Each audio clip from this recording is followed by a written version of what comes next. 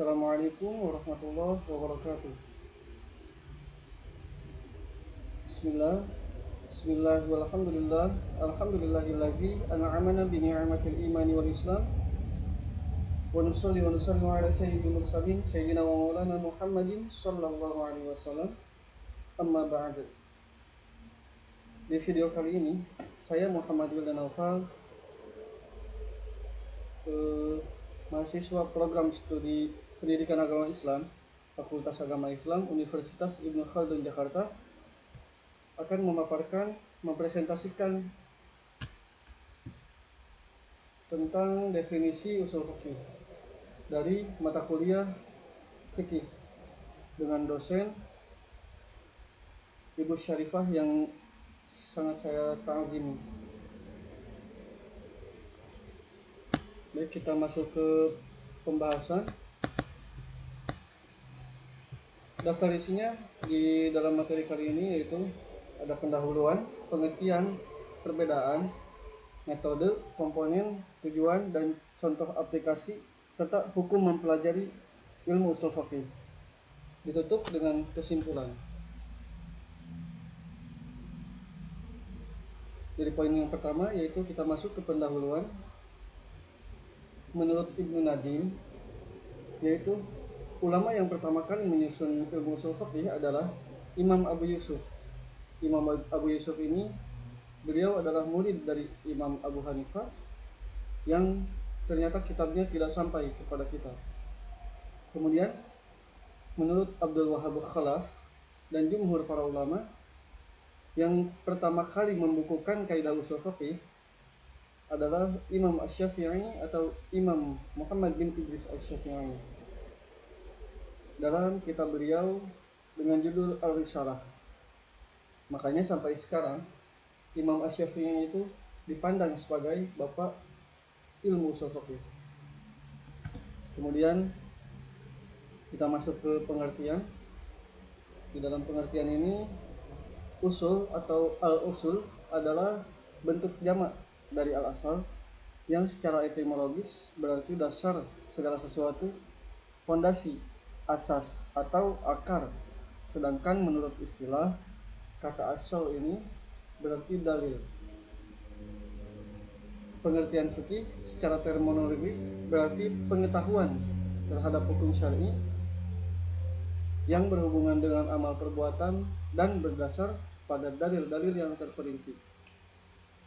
Maka usul fikih ini, jika secara keseluruhan menurut Imam Baydawi, berarti memahami dalil-dalil fikih secara global, bagaimana menggunakannya dalam menyimpulkan sebuah hukum fikih, atau bagaimana seorang mujtahid dalam berijtihad. Kemudian perbedaan fikih dan usul fikih ini, yaitu dalam pembahasan ilmu fikih berkisar tentang perbuatan mukallaf dari sisi konsekuensi hukumnya secara syar'i. Kemudian jika usul fikih ini berkisar tentang dalil-dalil syar'i global dan apa yang diambil darinya hukum-hukum global. Secara singkatnya, mungkin jika dianalogikan, usul fikih ini adalah baru berbentuk obat, kumpulan obat yang kita tidak tahu fungsinya untuk apa. Nah, ada seorang dokter atau apoteker yang meresepkan obat itu untuk penyakit kita. Jadi jika dianalogikan, usul fikih ini adalah obatnya.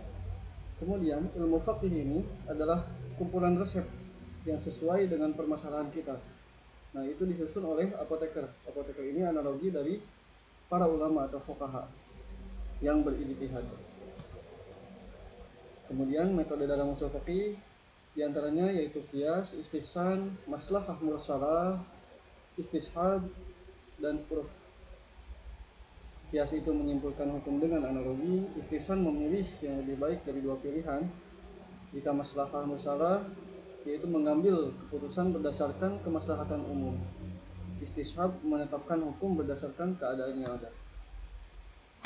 Komponen usul fikih ini terbagi menjadi tiga, yaitu satu dalil-dalil syar'i, kemudian kaidah-kaidah usul fikih, yang terakhir ijtihad. Ijtihad itu maksudnya usaha maksimal yang dilakukan oleh para ulama atau para fuqaha dalam menggali hukum yang tidak ditemukan secara langsung konteksnya dalam nasakh atau teks Al-Quran dan Hadis. Kemudian tujuan usul fikih yang pertama, menjelaskan metode atau cara yang digunakan untuk memahami dan menggali hukum Islam. Yang kedua, mempermudah dalam memutuskan hukum yang benar dan tepat sesuai situasi tertentu. Yang ketiga, menghindari kesalahpahaman dalam penafsiran hukum syariat. Nah, contoh pengaplikasian usul fikih yaitu menggunakan kias atau analogi seperti analogi tadi dalam kasus-kasus baru yang tidak disebutkan secara langsung dalam Al-Quran atau hadis. Contohnya seperti memutuskan hukum tentang teknologi modern, salah satunya seperti penggunaan internet dalam jual beli, apakah itu halal atau haram, berdasarkan prinsip-prinsip umum syariah. Kemudian jika ditilik dari hukumnya, mempelajari usul fikih itu kita paparkan menurut pendapat Al-Amidi dalam kitabnya Al-Ihkam fi Usulil Ahkam.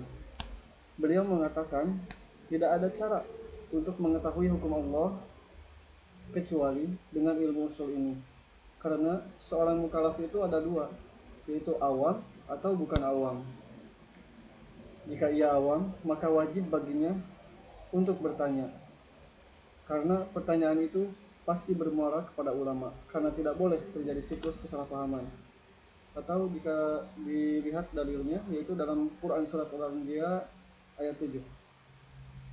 Nah, jika beliau adalah mukallaf yang alim atau bukan awam, maka ia tidak bisa mengetahui hukum Allah kecuali dengan jalan tertentu yang dibenarkan. Sebab tidak boleh memutuskan suatu hukum dengan mengikuti hawa nafsu. Dan jalan itu adalah usul fikih. Tetapi mengetahui dalil setiap hukum tidak diwajibkan untuk semua orang, karena telah dibuka pintu untuk meminta fatwa. Hal ini menunjukkan bahwa menguasai ilmu usul ini bukanlah fardu ain, tetapi fardu kifayah. Wallahu a'lam. Kita masuk ke slide yang terakhir, yaitu kesimpulan. Kesimpulan dari materi kali ini yaitu usul fikih adalah landasan serta alat penting bagi para ulama dalam menggali dan memahami hukum-hukum Islam. Kemudian, menguasai ilmu ini sangat membantu untuk memahami maksud dibalik hukum-hukum syariah dan menerapkannya secara tepat sesuai dengan konteks, zaman, dan tempat.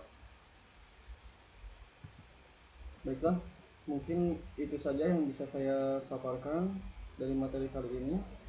Kurang lebihnya saya memohon maaf. Jika ada kesalahan, itu mutlak dari diri saya, dari terbatasnya ilmu yang saya pelajari. Jika ada kebenaran, maka itu mutlak datang dari Allah Subhanahu wa taala, karena sesuai dengan doa kita bersama setiap dalam salat, yaitu ihdinas siratal mustaqim. Alhamdulillah, alhamdulillahirabbil alamin, alhamdulillah ala kulli ni'mah. Wa sallallahu ala sayyidina Muhammad wa ala alihi wa sahbihi wasallam. Wa akhir da'wani bilhamdulillahi rabbil alamin. Wallahul muwaffiq ila aqwamit thoriq. Ihdinas siratal mustaqim. Tsumma assalamu alaikum warahmatullahi wabarakatuh.